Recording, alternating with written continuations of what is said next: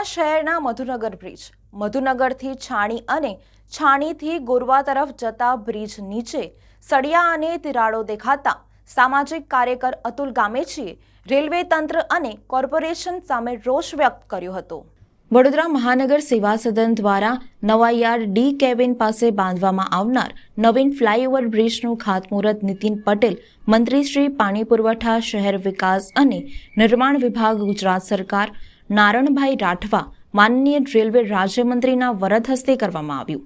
વડોદરા મહાનગર સેવા સદન દ્વારા નવા યાર્ડ પાસે ₹17.15 કરોડના ખર્ચે બાંધવામાં આવેલ રેલવે ઓવરબ્રિજનું લોકાર્પણ ગુજરાત રાજ્યના માનનીય મુખ્યમંત્રી નરેન્દ્ર મોદીના વરદ હસ્તે તારીખ 28/8/2011 કરવામાં આવ્યું હતું। આ બંધાયેલા બ્રિજના નીચે રેલવે ક્રોસિંગ બ્રિજ સળિયા અને તિરાડો દેખાતા સામાજિક કાર્યકર અતુલ ગામેચીએ રેલવે તંત્ર તથા કોર્પોરેશન સામે રોષ વ્યક્ત કર્યો હતો। આજે તિરાડો અને સળિયા દેખાતા વહેલી તકે રિપેર કરવામાં આવે તેવી માંગણી કરી હતી। આ બ્રિજમાં ભ્રષ્ટાચાર થયા હોવાની શંકા પણ તેઓએ વ્યક્ત કરી હતી। તેમજ કોન્ટ્રાક્ટર સામે કાર્યવાહી કરવામાં આવે તેવી માંગ કરવામાં આવી હતી।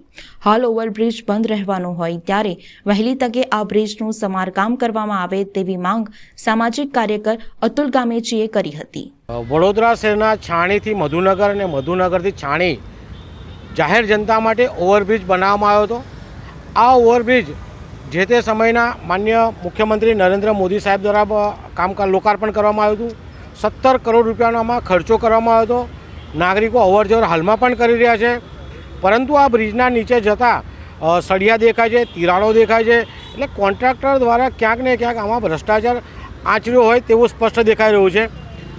વારંવાર સિમેન્ટના લોચા ઉપરથી નીચે પડેલા પણ દેખાઈ રહ્યા છે। બીજી બાજુ હાલમાં વડોદરા શહેરમાં 2 ઓવરબ્રિજ બંધ રાખવાના છે, પંડ્યા હોટલનો બ્રિજ અને મધુનગર નવાયાર્ડ ઓવરબ્રિજ। તે સમય દરમિયાન આ ઓવરબ્રિજના નીચેની જે પણ કામગીરી છે તમામ કામગીરી પૂરી કરવામાં આવે, સળિયા દેખાય છે દૂર કરવામાં આવે, સાથે તિરાડો પણ પડી છે એને પણ દૂર કરવામાં આવે તેવી અમારી માંગ છે।